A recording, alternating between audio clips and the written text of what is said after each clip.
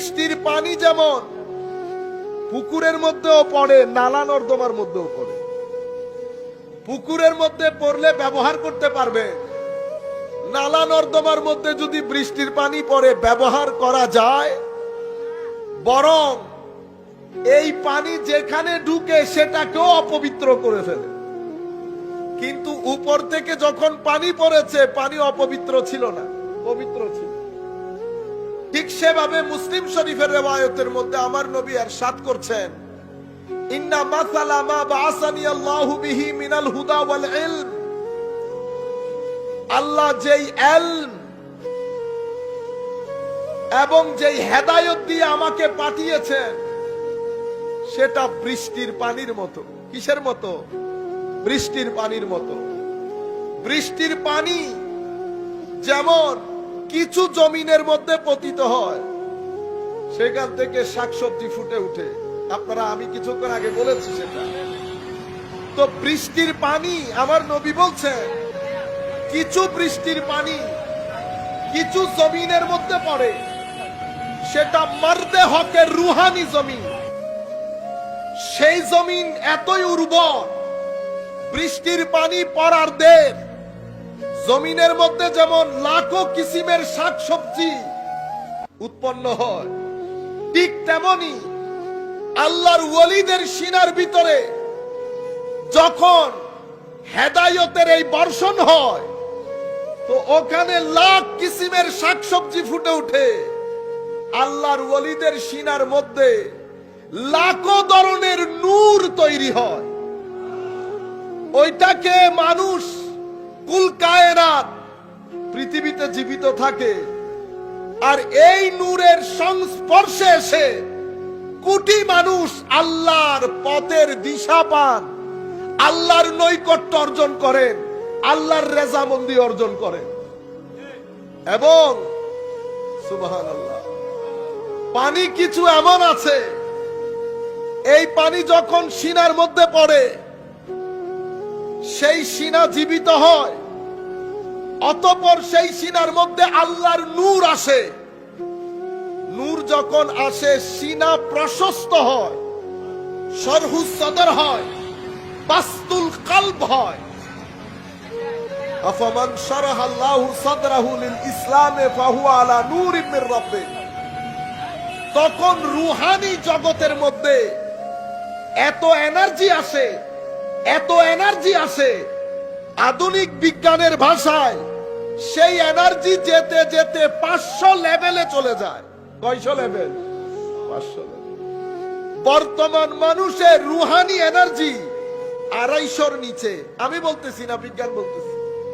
আপনারা যারা further study করতে চান, power versus force, doctor David Hawking, best seller book. মাদ্রাসার ছাত্রদেরকে তো বলবো, যারা এই ধরনের দরবারের সাথে জড়িত, তাদের জন্য তো এটা ফরজে আইন হয়ে গেছে পড়া। আপনি এই বই পড়বেন, তরিকত তাসাউফের কিতাব পড়বেন। প্রত্যেক জিনিস যেটা উনি বৈজ্ঞানিকভাবে এস্টাবলিশ করেছেন, এটা আমাদের সুফিয়ায়ে কেরাম আজকে থেকে 1200 বছর আগে তাদের কিতাবের মধ্যে লিপিবদ্ধ করে গেছে। যেটাকে সুফিয়ায়ে কেরাম নূর বলেছেন, সেটাকে ইনারা এনার্জি বলছে। কি বলছে? এনার্জি।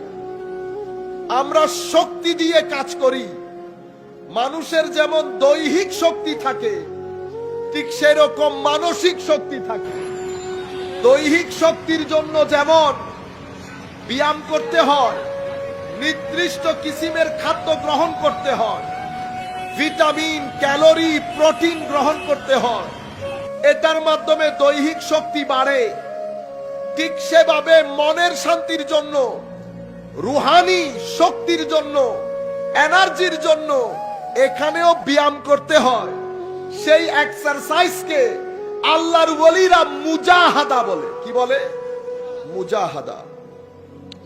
এখানেও খাদ্যদ্রব্য গ্রহণ করতে হয়, কিন্তু এটা দৈহিক খাদ্যদ্রব্যের মতো না।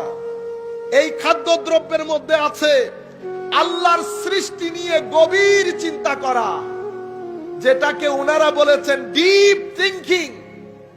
আল্লাহর ওয়ালিরা সেটাকে মুরাকাবা বলে।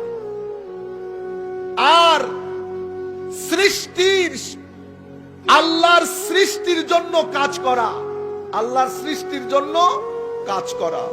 সুফিয়ায়ে কেরাম আমাদেরকে বলছেন ইনফাক করা মানে গরিব অসহায় মিসকিনকে নির্বিচারে তাদেরকে সহায়তা করা যতদূর সম্ভব, এবং আল্লাহর ইবাদত, কোরআনের তিলাওয়াত, দরুদে পাক, মানুষকে সহযোগিতা, আল্লাহর সৃষ্টি সম্পর্কে গভীর চিন্তা করা, এই বিষয়গুলো মানুষের অন্তরের শক্তিকে বাড়ায়। 200 থেকে 250, 250 থেকে 300, যেতে যেতে 500 পর্যন্ত যায়।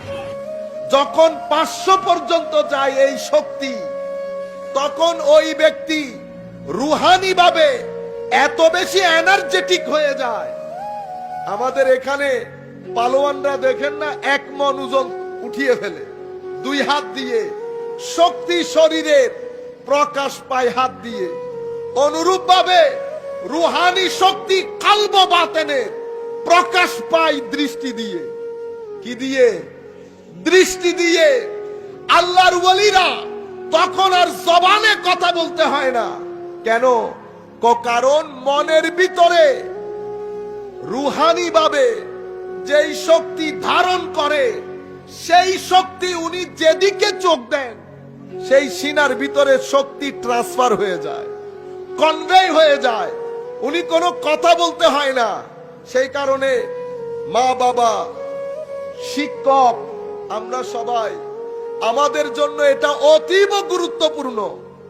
আপনি যদি রাত দিন বলেন ঠিক হয়ে যাও, ঠিক হয়ে যাও, ঠিক হয়ে যাও, এটা আপনার মুখের কথা, কেউ ঠিক হবে না আপনার কথা দিয়ে। কিন্তু ভিতরে যদি আপনি পজিটিভ এনার্জি রাখেন, পজিটিভ শক্তি, নূর, যেটা ইবাদত থেকে আসে, কলব বাতেন থেকে আসে, যদি সেটা রাখেন তো কথা বলতে হয় না।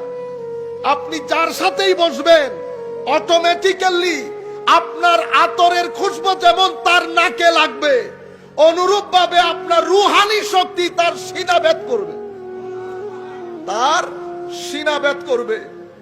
যেখানেই আপনি যাবেন কথা বলতে হবে না। হায় হায়, কথা বলতে হয় না। যেখানেই যাবেন মরা দিল জিন্দা হবে, মরা গাছের মধ্যে জিন্দেগি আসবে। কেন? এই নূর একটা আজিম নূর। এটা কিভাবে আসে? বৃষ্টির পানি ভালো জায়গার মধ্যেও পড়ে, নালা নর্দমার মধ্যেও পড়ে।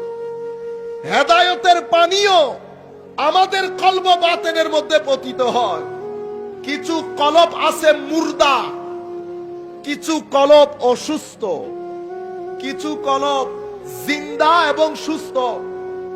তাইলে জিন্দা কলবের মধ্যে যখন হেদায়েতের বর্ষণ হয়, তখন ব্যক্তি আলেমে রাব্বানিতে পরিণত হয়। মুর্দা কলবের উপর যখন পানি পড়ে, এটা বন্দা জমিনের মতো, কোনো কাজে আসে না। আর দুর্গন্ধময় জমিনের উপর যখন পানি পড়ে, পানিটাইও দুর্গন্ধযুক্ত হয়ে যায়। সুতরাং সকল আলেম কখনো হেদায়েতের বাণী পৌঁছাইতে পারে? কেউ কেউ পারে, কেউ কেউ পারে না। কারা পারে? যাদের সিনার জমিন তৈরি তারা পারে। আর যাদের ভিতরের জগৎ নালা নর্দমা হয়ে আছে, তাদের উপর কোরআনের পানি, হাদিসের পানি, যেই পানি পড়ুক, সেই পানি তাদের ভিতরের জগতের মধ্যে পরিবর্তন, পরিশোধন করতে পারে